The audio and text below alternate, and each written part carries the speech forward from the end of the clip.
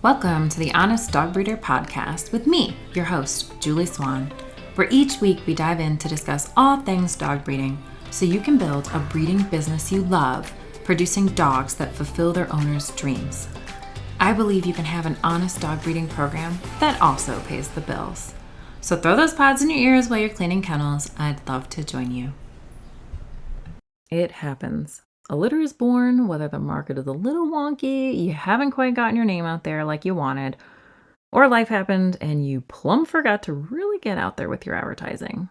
And here you are. Puppies are 6, 8, or maybe 10 or 12 weeks old, and you have some left to sell. I could preach about how you need to build a wait list, be diligent about social media, or work on your website. But the truth is, these things happen. Sometimes you have leftover puppies.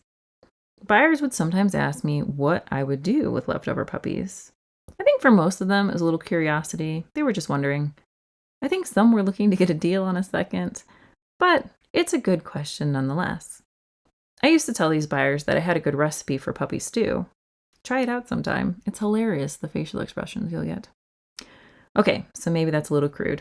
I think it's funny. I've been in a Halloween mood recently. The kids are pretty excited. Really though, what do you do with the puppies that haven't sold? Well, it's tough, but there isn't a drop-dead date you have to have them sold by. You just have to keep working on selling until they're gone.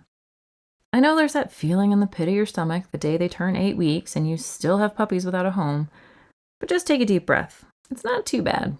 We can get through this. When puppies haven't sold, most people's first inclination is to reduce the puppy's price. In some instances, this will work. Usually the price isn't the problem, though. It's more often that you haven't gotten in front of enough people. In essence, you don't have a price problem, you have a marketing problem. Before reducing price, see if you can get in front of more eyes. This helps if you have a social media account going, but that doesn't always work. Sometimes you have to go to them instead of them coming to you. So how do we find them? We look at our ideal puppy buyer, the person who would succeed with one of our puppies.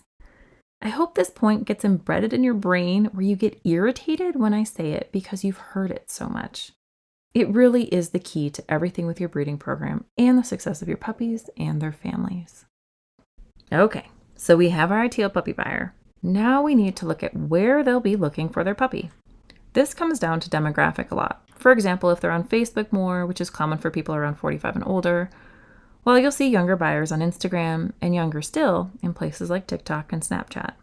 Yet again, these marketing locations are better for long-term waitlist building, as in building your waitlist all year round. One thing you should absolutely do when trying to sell older puppies is make sure that when they first click on your kennel name, that you have a note that you have available puppies. On Instagram, for example, write in your bio that you have available puppies, or something like that. And then have the link in the bio lead right to the page with the adoptable dogs on your website. When you have puppies that you need to move now, it's best to opt for broker sites, places that let you list individual puppies, like Good Dog, AKC Marketplace, or specific sites for certain breeds. When I first started breeding, I built a lot of awareness around my dogs through a broker site, gundogbreeders.com. I was able to pay to put a listing either for a litter or individual dogs. I was also able to list my kennel as a breeder in Arizona, and in the blurb about my kennel, I wrote that we had puppies and to contact me for more information. Another controversial suggestion, but that has been very successful, is to use Facebook groups. Despite the fact that it's against Facebook's policies, there are many puppy searching groups. I have found that the ones that are large and not breed specific are generally a waste of your time. The buyers on those haven't been my favorite, often looking for a deal and not the right dog, but groups that are specific to the breed are generally pretty good. I recommend that you are extremely careful about reading the group rules and following them, erring on the side of caution. Another side note, these groups are often for an entire country. Because they cover so much area, they have a lot of buyers, but they won't always be in a position to drive to you. It helps to have some plans for either delivery, flying, or hiring a nanny to get your dogs to other locations, as these questions will arise quickly once you've started communicating with someone from a Facebook group. The best thing is to encourage the conversation to move to Facebook Messenger, as you can openly talk there, especially because often the comment chain will flag the post on Facebook and get it removed. Why Facebook, amongst many other companies, has decided to turn away all breeders because there are some bad apples is a story for another day. I will say that since starting this podcast, not because of me, but the culture change I've seen, is that there are many more people open to dog breeders, and they really do want dogs from honest breeders. Oh, and another thing. Understand that all the wonderful branding, marketing, and personality you've put into your breeding program may be lost on a broker page or Facebook. You may get people price shopping and not understanding the quality they're getting. Try not to beat yourself up about this and try to stay calm.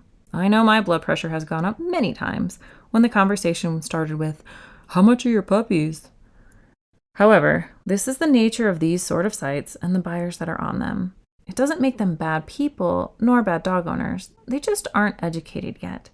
But that gives you a great opportunity to show them how wonderful your dogs really are. They can turn into some of your best buyers. On these sites, you can sometimes see where your price aligns against others. It's not a bad idea to be a little cheaper than the others. This will invariably bring you a few more buyers inquiring.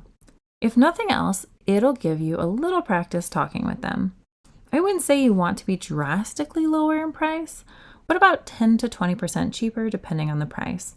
So if the dogs are generally $2,000, then list yours at $1,700 to $1,800 on the site.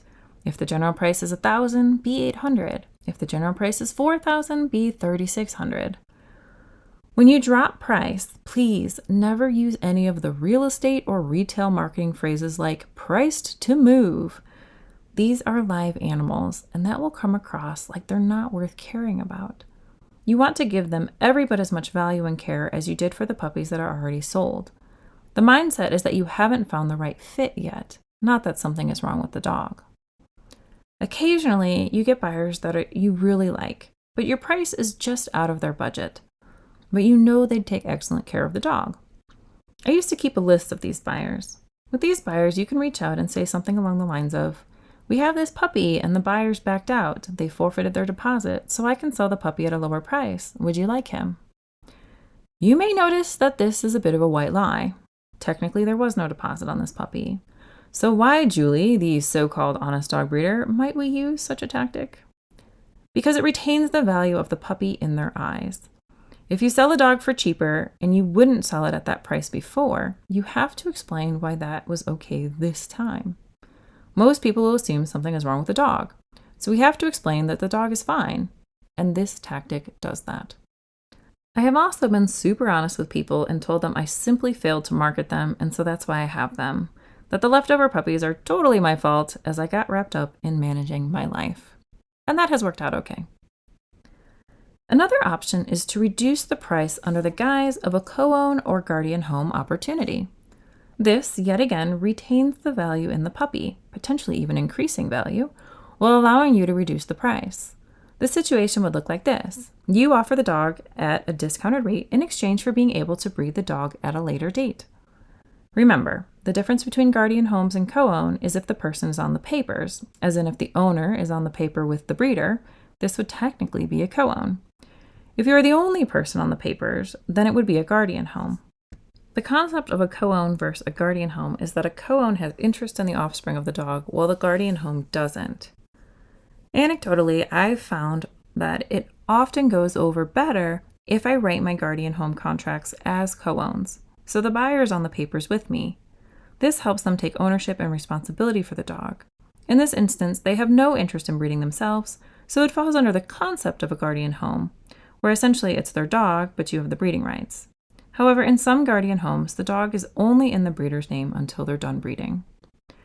Essentially, with this selling tactic, it often works best if you offer it to people who have previously purchased a dog from you, the ones who would gladly take a second, but they don't want to pay the full price for a second one. It's also nice because you'll know if you can trust them in this situation to breed the dog later. Last note on this situation, don't feel you're obligated to take the dog and actually breed it. Most of the time, it is an inconvenience for the buyers to take their dog away and breed it and do all the things. So they won't be upset if you never ask to breed the dog. Well, not most of the time. With females, often they get excited to see the puppies, so you may need to contend with this. Regardless, if the dog has any major defect that would obviously make it so you wouldn't want to breed the dog, then don't offer this option. The last tactic is to reach out to other breeders in your community and see if they have buyers you can offer puppies to. This idea came from a breeder in our society. It was a fantastic solution. She had lots of puppies, and a fellow breeder in the breed had been very short on puppies. She was able to sell her puppies to the other breeder's waitlist while giving that breeder a kickback for sending the buyers. You might think this one feels a little icky, but it can really work well.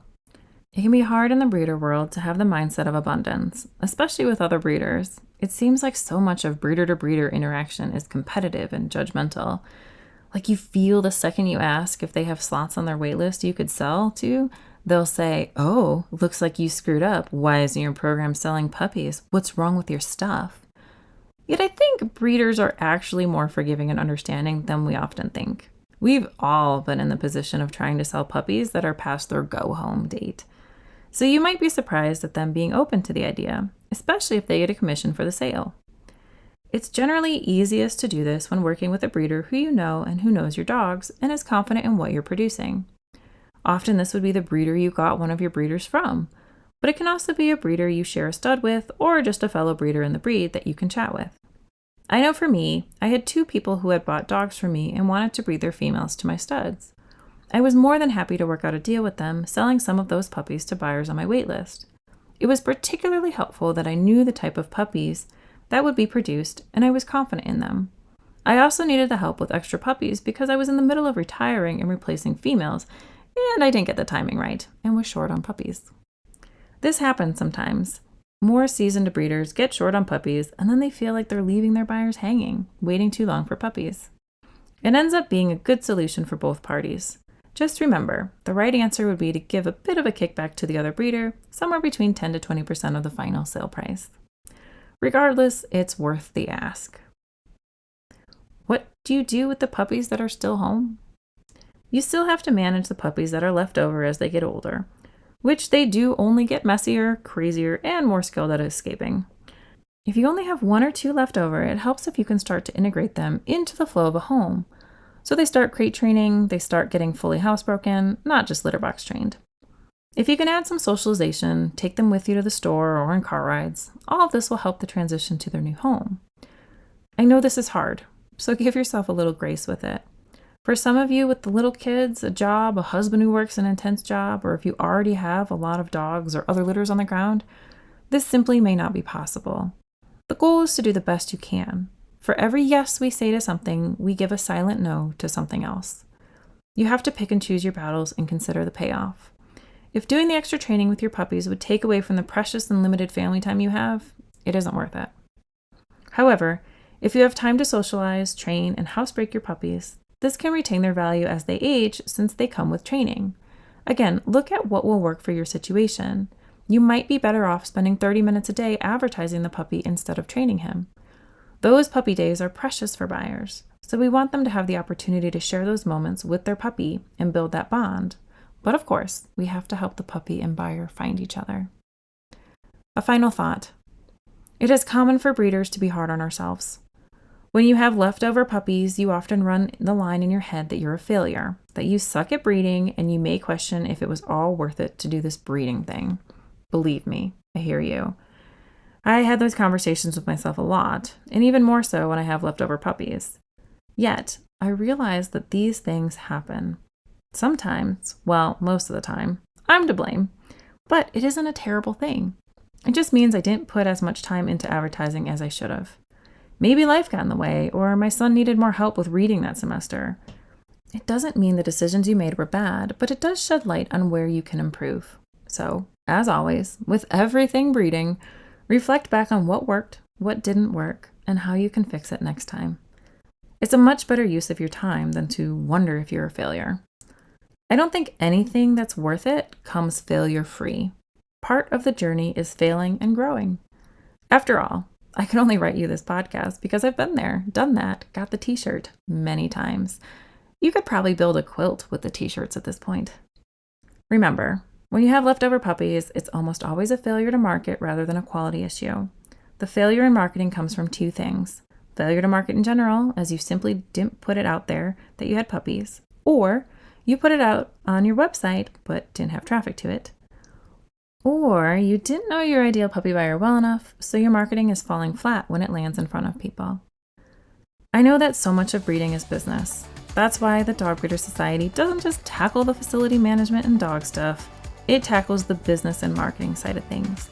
If you want more information on these topics, please jump on our waitlist at honestdogbreeder.com. We'll let you know when the doors open. We'd love to have you as a part of our community of honest breeders. Thank you for joining me for another episode of the Honest Dog Breeder podcast with me, your host, Julie Swan. I know you're busy, and I'm so grateful we get to spend this time together. Thank you again, and I'll see you in the next episode.